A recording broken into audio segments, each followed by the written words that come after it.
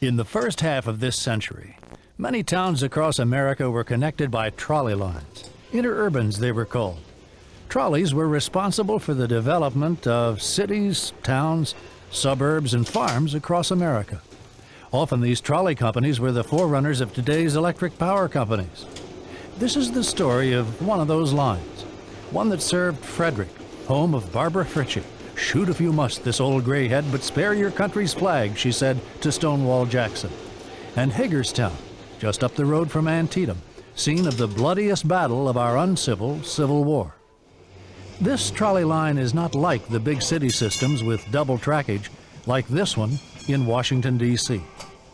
And it's not a big, heavy interurban line like the ones that ran in and out of Chicago at high speeds. The H&F was one of hundreds of country interurban lines. Why, this trolley line ran right past my house in Hagerstown when I was a little kid. And this car was my favorite. It was the last trolley purchased new by the Hagerstown and Frederick Railway. The year was 1921, well before I was born. It was the last car to run over the main line between Frederick and Hagerstown in 1938. The last car to Williamsport in 1947, and soon after, the last from Frederick to Middletown. And after 33 years of faithful service, number 172 became the last interurban car to run in Maryland when the Frederick-Thurmont line was abandoned in 1954. Thurmont, you know, is just a few miles from the presidential retreat, Camp David. But there's no record that Roosevelt, Truman, or Eisenhower ever rode the line. But before that fateful day in 1954, many people did. Colorful trolleys rambled for over a half century through the heart of Maryland.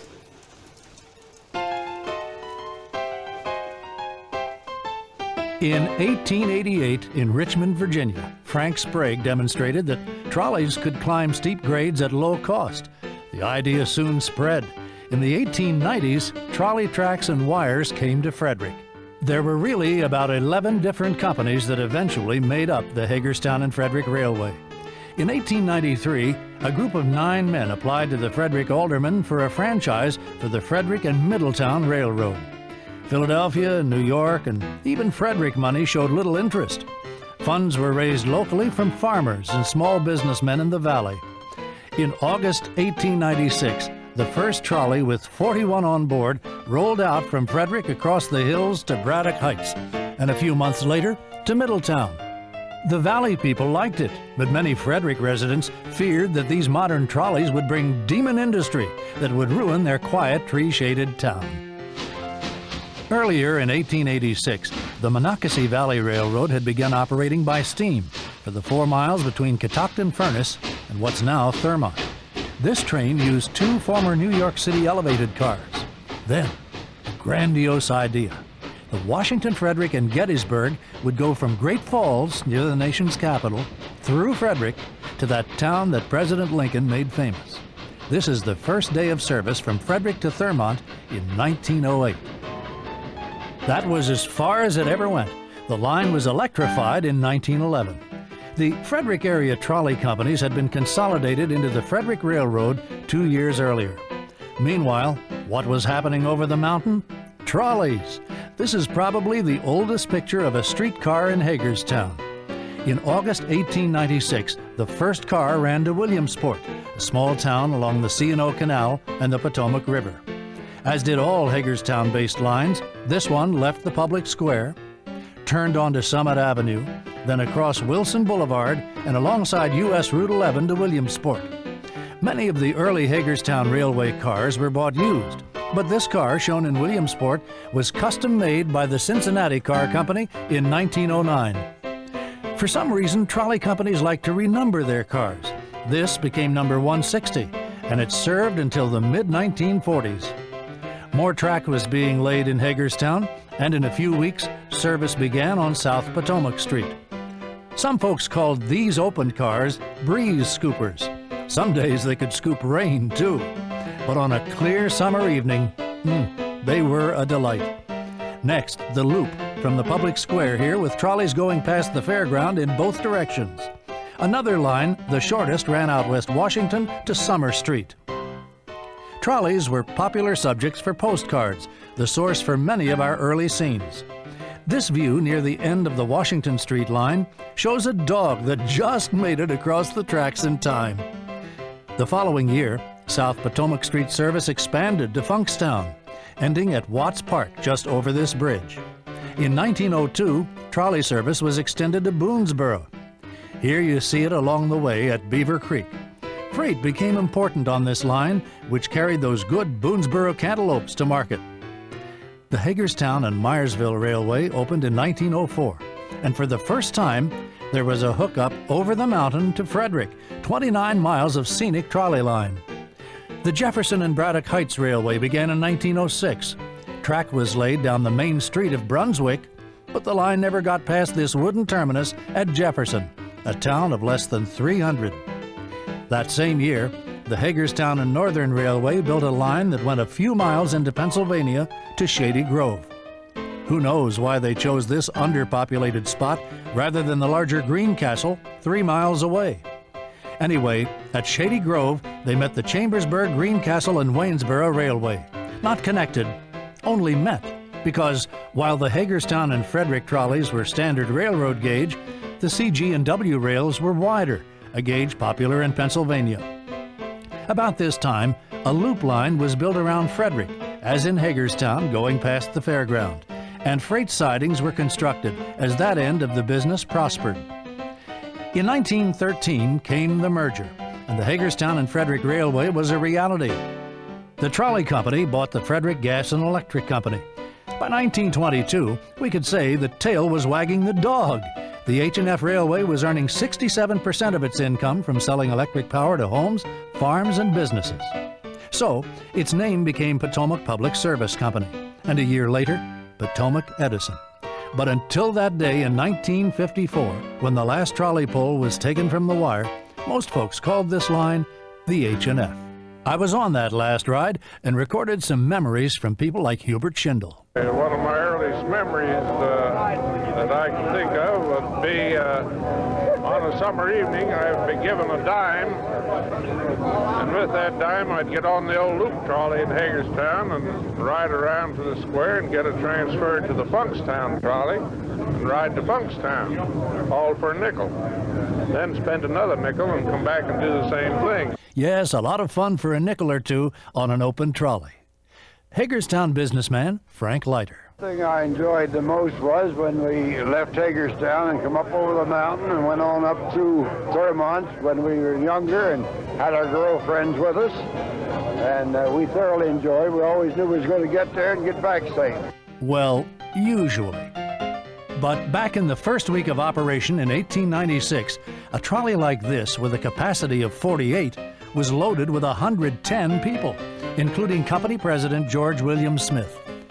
It picked up speed downhill from Braddock, and when the panicked motorman William Mance tried to reverse current to aid the braking, he found the pole had come off the wire. A young man heroically climbed on the roof, but no luck.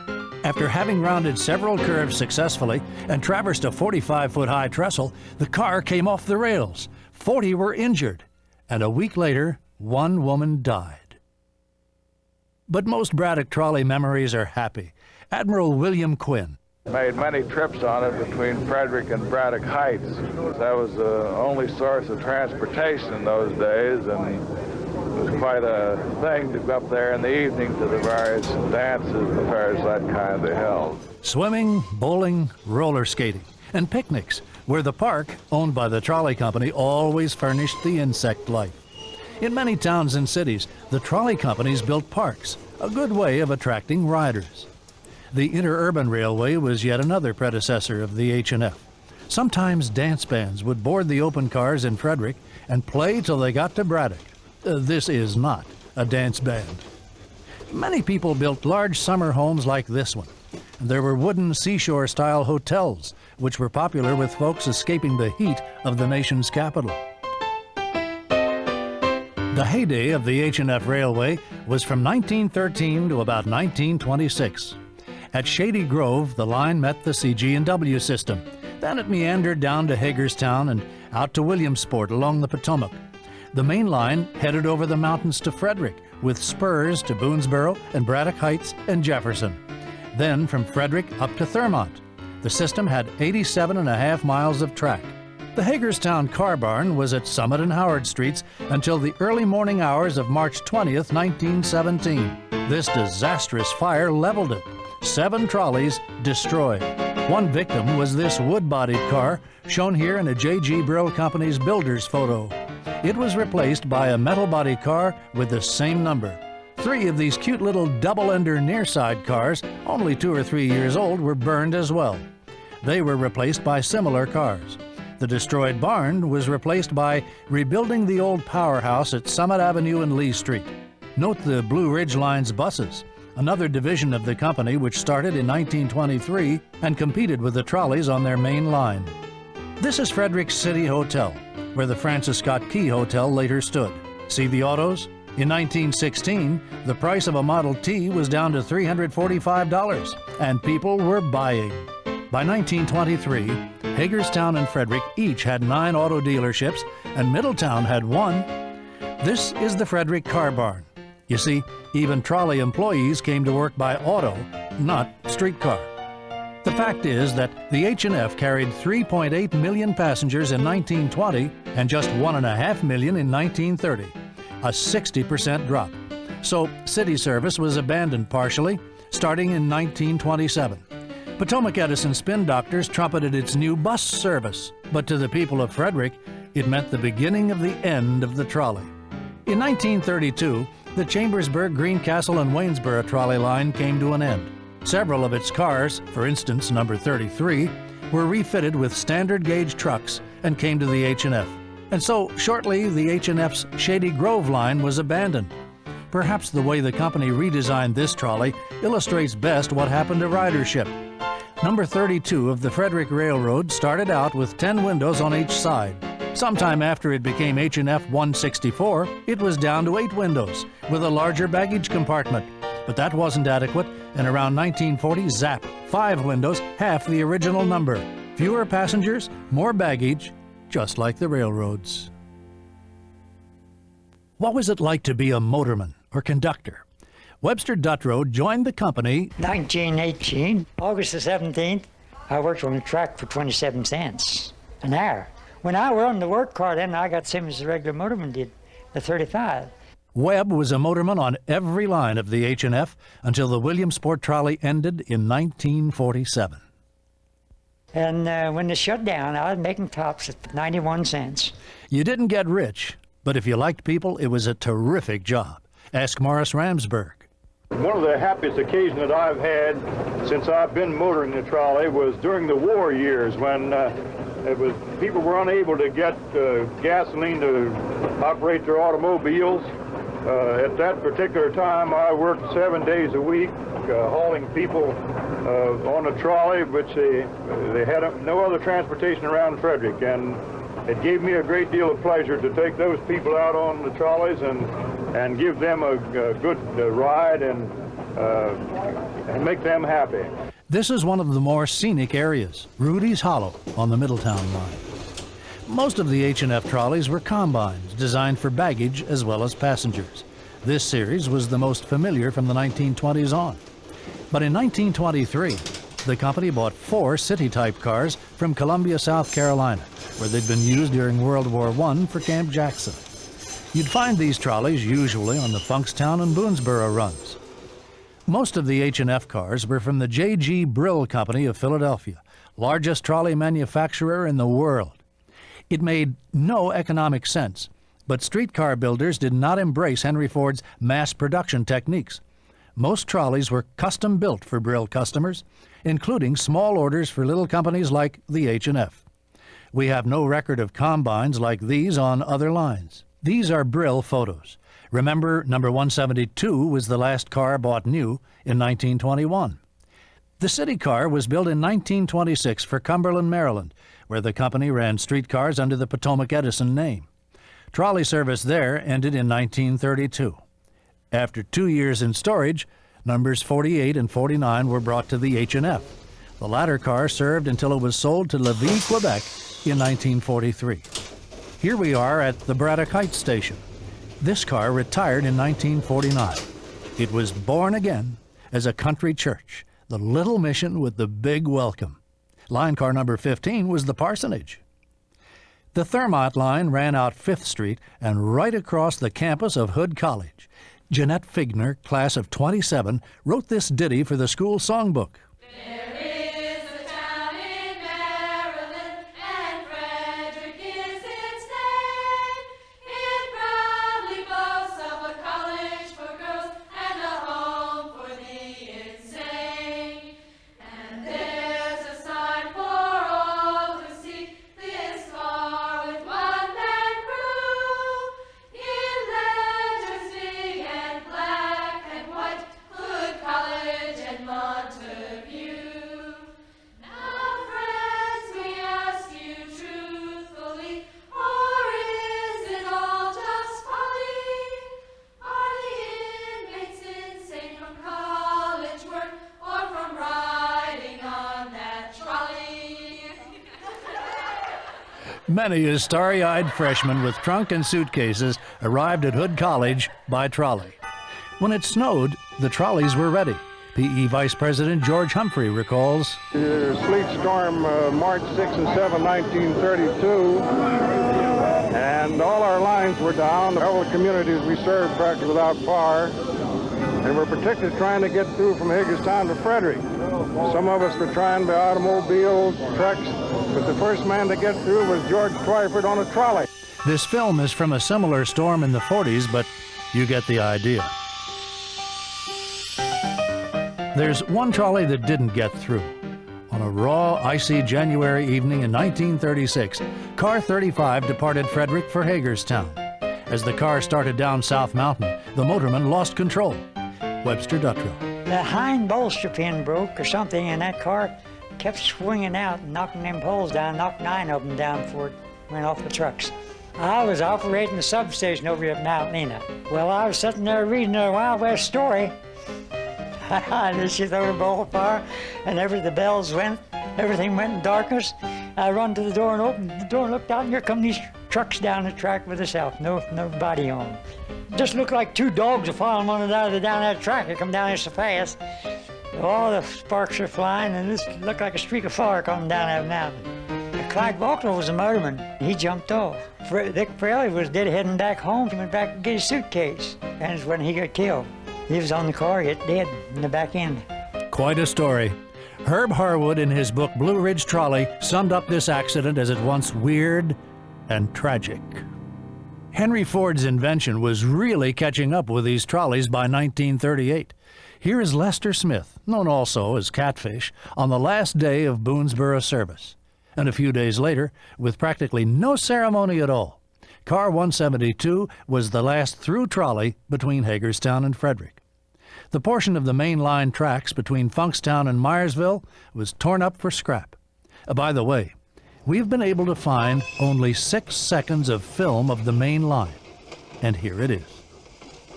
A few months later, on March 5th, 1939, the Funkstown trolley returned to the car barn for the last time.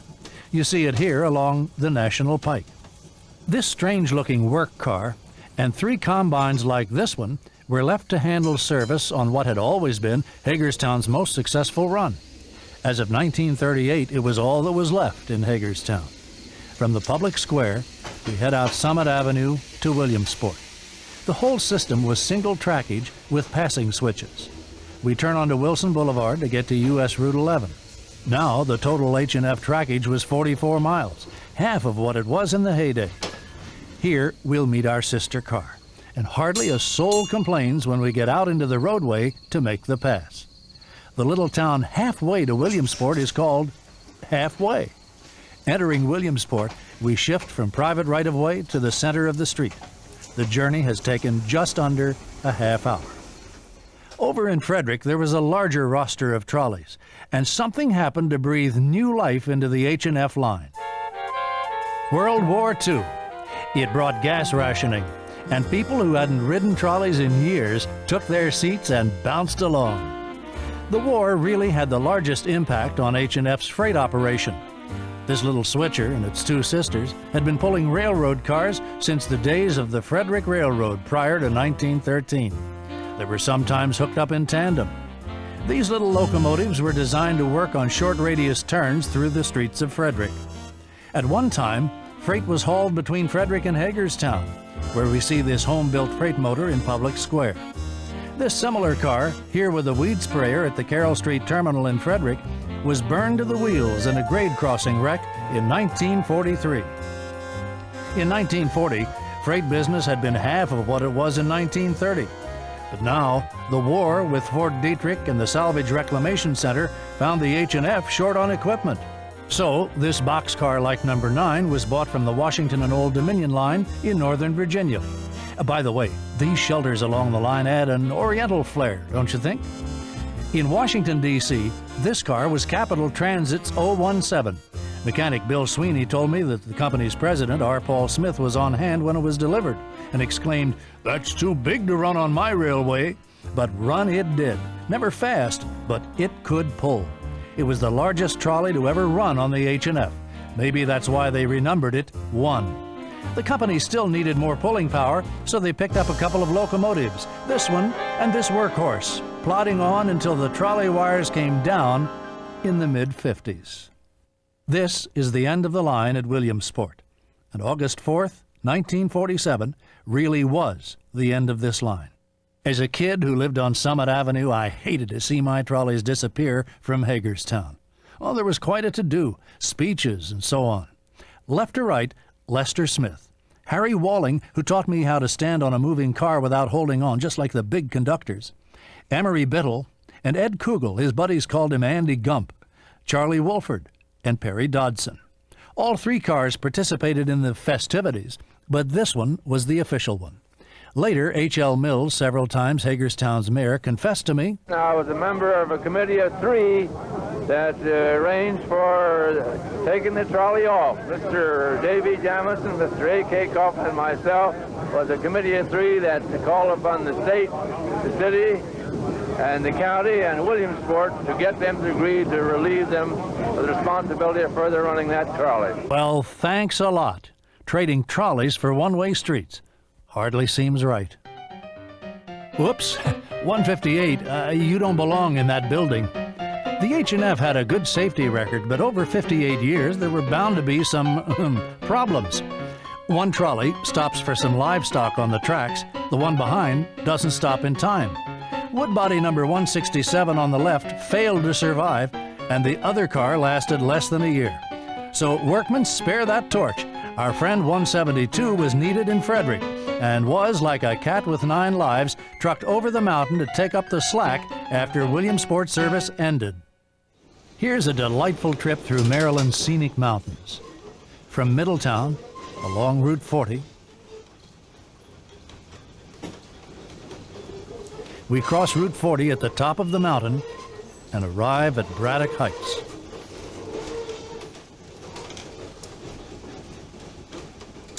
And here we are at Carroll Street Station in Frederick, where number 48 is all ready for its next trip. This is that terminal in 1938. The motorman on the left is Ben Eiler. And here's Ben in 1951, next to the old potbelly stove in the Thurmont trolley station. This is from a photo story for the Baltimore Sun. The trolley takes on mail from the Western Maryland Railway's Baltimore to Cumberland main line. The car takes off, stopping at the Thurmont trolley station to pick up a few passengers.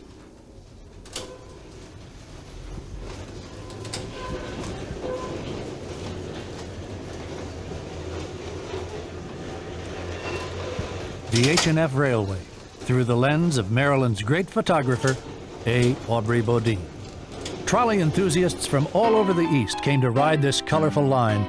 From the genial railway superintendent, Ed Mance, they could charter a car for a day for $20, and usually everyone had a turn at the controls. Fans like Ira Perlman, Jerry Cunningham, Bob Crockett, Charles Hauser, and Raleigh D'Adamo brought along movie cameras, which have made this show possible. Most fans were men, but women took their turns at the controls as well. This is unbridled joy. But time was running out for the H&F's last line. Western Maryland steam engines pulling passenger cars were giving way to diesels pulling freight cars, and the trolleys were being done in further by the automobile. By now, many families had two. That's all that remained of the fleet of combines, and these babies were old, over 30 years old. They'd seen plenty of service. They had seen some of the most beautiful scenery in the East. They'd gotten to meet some nice people. What do I mean? Well, of course these trolleys knew their passengers. These aren't buses or rapid transit cars. Are they inanimate objects? I don't think so. These are H&F trolleys. I truly think they had a soul. You ask a motorman, he'll tell you each car handled differently, and no two cars looked alike. This is the Thermont station in 1933 and in 1953. Time standing still, but not forever. The following year, it all came to an end. I was in high school and working for WJEJ. I volunteered to broadcast from the last car, February 20th, 1954. I'm the dejected 17-year-old in the light suit. Good afternoon, ladies and gentlemen. This is Carol James speaking to you from car number 172 of the Hagerstown and Frederick Railway. I spoke with Charlie Lyon, later president of Potomac Edison. The trolley is really outmoded, but it was the keystone and the original foundation of the whole system, so there's a good deal of sentiment attached to seeing the last one fade out of the picture. The man on the left, R. Paul Smith. Along the final trip, he spent some time at the controls. Sure, I'm an old hand at that job. My first connection was in 1919 with this particular line as a clerk and general handyman. And from then, you've worked yourself up to president of Potomac Edison. I've been president of Potomac Edison for 25 years. I rode the first car that went out here, and I'm now on the last one. On the return trip, one of the trolley poles came off the wire. Retired motorman Henry McGackey was up on the roof quick as a flash, despite his 60-some years, making the repairs. And soon the car was on its way. The women of Hood College presented songs and flowers to Mr. Smith and to the last trolley. Bill Sweeney, trolley mechanic, summed it up pretty well. I hate to see them go because no modern buses will ever have the fascination that the old trolley cars will have for us rail fans. That was the last interurban to run in Maryland over 40 years ago.